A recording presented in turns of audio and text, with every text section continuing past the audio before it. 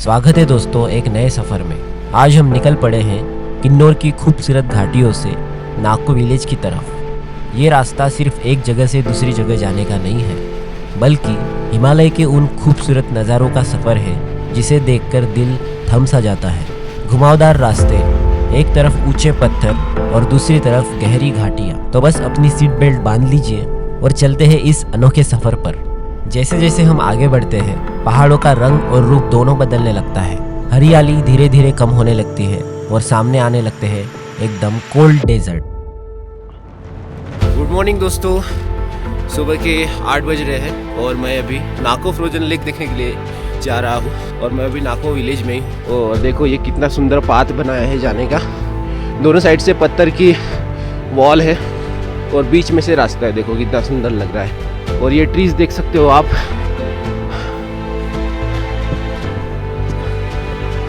और देखो यहाँ से ही आपको दिखेगा फ्रोजन लेक और हम करीब से जाकर देखेंगे फ्रोजन लेक को।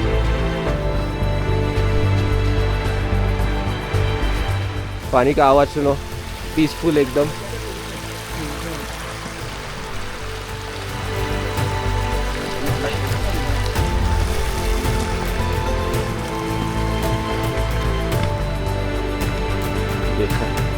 देखो आपको मेरे सामने दिख रहा होगा फ्रोजन लेक।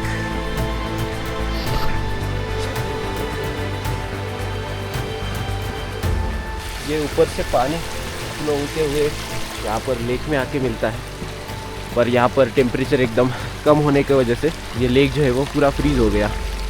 देखो आप यहाँ पर भी जमा हुआ पानी देख सकते हो। ध्यान से जाना पड़ेगा क्योंकि यहाँ पर प्रॉपर रास्ता नहीं बना हुआ है।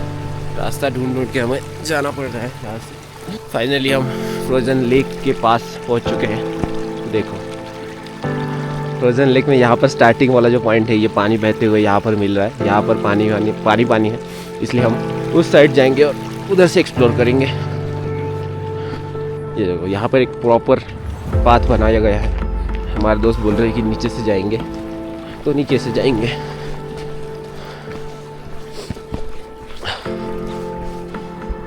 ये देखो ये पानी जमा हो रहा है। पानी की फॉर्म में रहता है ना, मतलब आइस के फॉर्म में नहीं रहता, तब ये बोट्स यूज़ करते होंगे ये लोग लेक में बोटिंग करने के लिए। तो धीरे धीरे हमें यहाँ से जाना पड़ेगा पानी के ऊपर से। और यहाँ पर पैर फिसलने का डर है भैया। यहाँ से पूरा लेक जो है वो फ्रीज हो गया है। चारों तरफ बर्फ़ बना हुआ है, पानी पूरा फ्रीज हो गया है। यहाँ पर तो लोग खेलने लगे हैं बॉटल। देखो दोस्तों 360 व्यू में सभी तरफ मेरे सराउंडिंग में आपको पहाड़ियाँ ही पहाड़ियाँ दिखाई देंगी। और मैं यहाँ पर फ्रोजन लेक पर खड़ा हूँ। और दोस्तों यहाँ से लेक के नीचे से ऐसे मैं एक्सप्लेन नहीं कर सकता, ऐसे आवाज़ें आ रही है, तो हम कंफ्यूज हो गए कि आवाज़ कहाँ से आ रही है। चलिए दोस्तों अभी थोड़ी देर में हम ब्रेकफास्ट करने के लिए जाते हैं। बाय भैया, मेरी फिल्मिंग करते हैं, भैया के लिए थैंक यू।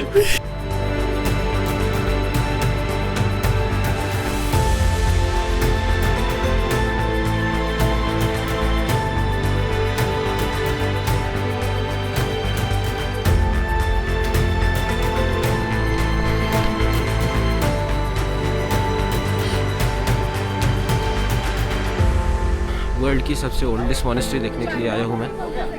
ये देख सकते हो आप। और अभी मैंने आपको मम्मी दिखाई। बहुत ठंडी ठंडी हवा आ रही है, इसलिए मैंने ये मफलर पहना हुआ है।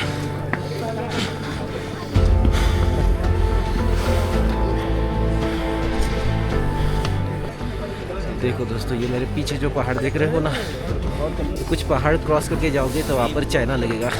यही है वो माउंटेन्स। ये माउंटेन्स के पार 10-12 किलोमीटर जाओगे तो चाइना लगता है। अंदर से जाकर देखते हैं ये मोनेस्ट्री कैसी है। तो देखो आपको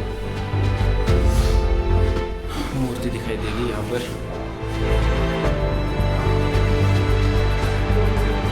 बाहर जाते हैं।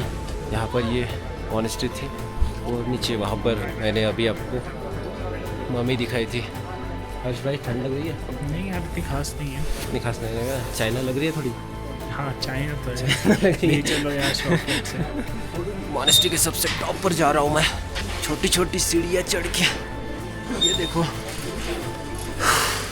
देखते हैं ऊपर से कैसा नज़ारा दिखता है। तो यहाँ पर देखो बहुत ठंडी ठंडी हवा आ रही है दोस्तों। देखो नीचे का नज़ारा। अच्छा हुआ ये मैंने मफलर ले लिया, ये तो ठंडी हवा मुझे बहुत परेशान करती है।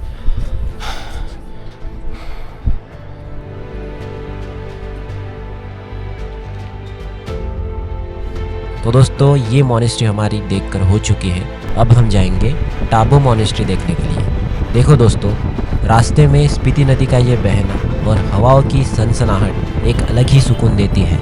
ये हाईवे एक ट्रैवलर के लिए एक ड्रीम जैसा है। ये तीखे मोड़ और ऊंचाई पर चढ़ती गाड़ी थोड़ा थ्रिल और बहुत सारा एक्साइटमेंट लाती है। हम लगभग 12,000 फीट की ऊंचाई पर पहुंचने वाले हैं। यहाँ हवा में एक अलग ही ठंडक और ताजगी है। आज का ये सफ़र थोड़ा ख़ास है क्योंकि आज हम जा रहे हैं स्पीति के सबसे पुराने और सबसे मैजिकल ठिकानों में से एक टाबो मॉनेस्ट्री देखने के लिए। नाको से टाबो का सफ़र लगभग 60 से 70 किलोमीटर्स का है, पर स्पीति में किलोमीटर्स नहीं, यहाँ के नज़ारे और ये रास्ते सफ़र को तय करते हैं।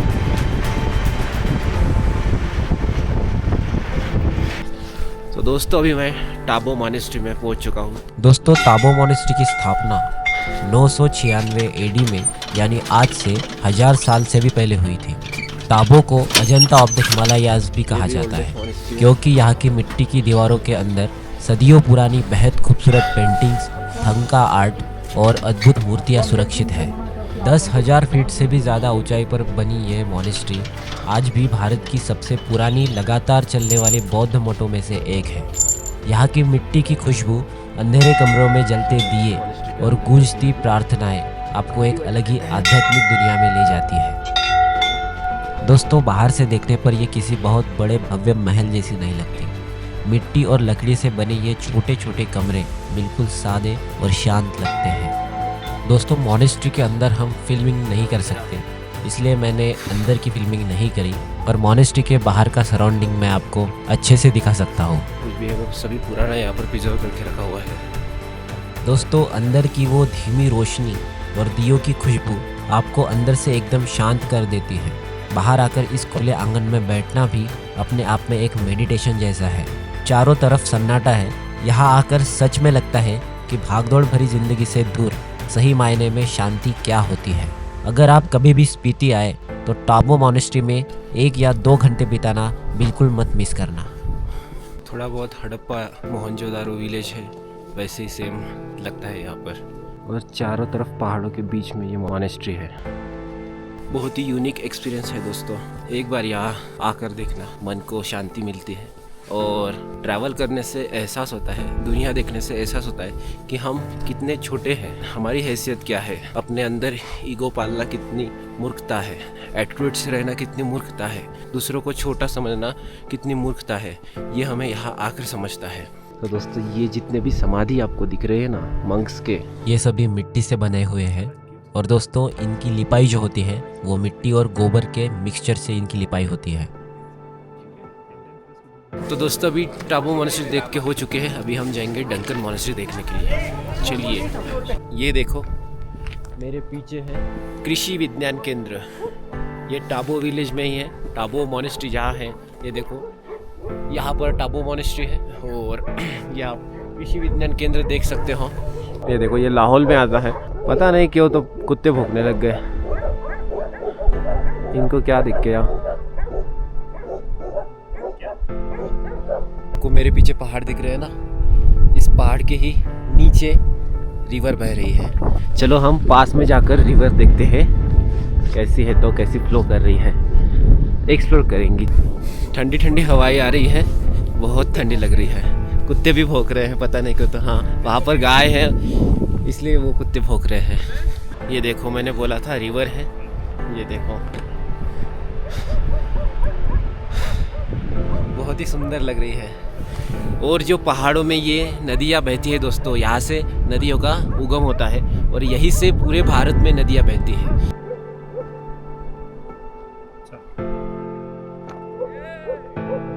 दोस्तों टाबो से निकलकर जैसे ही हम काजा वाले हाईवे पर आगे बढ़ते हैं, लगभग 20 से 25 किलोमीटर तक स्पीति रिवर हमारे साथ साथ चलती है। रास्ते इतने सुकून भरे हैं कि मन करता है गाड़ी की खिड़की खोलकर बस इस हवा को महसूस करते रहो। अगर इस रास्तों पर ज़्यादा देर आप खिड़की खुली रखते हो तो आपकी तबीयत भी बिगड़ सकती है। यहाँ हर टर्न पर व्यू बदल जाता है। कहीं सड़क एकदम मक्खन जैसी स्मूथ लगती है तो कहीं लगता है हम किसी दूसरे ही प्लैनेट पर ड्राइव कर रहे हैं। इस रूट पर ड्राइव करने का अपना ही एक अलग सुकून है। मैं अभी धनकर मॉनेस्ट्री के टॉप पर आया हूँ। बहुत ठंडी ठंडी हवा चल रही है, देख सकते हो। पीछे लोग भी हैं और इस मॉनेस्ट्री के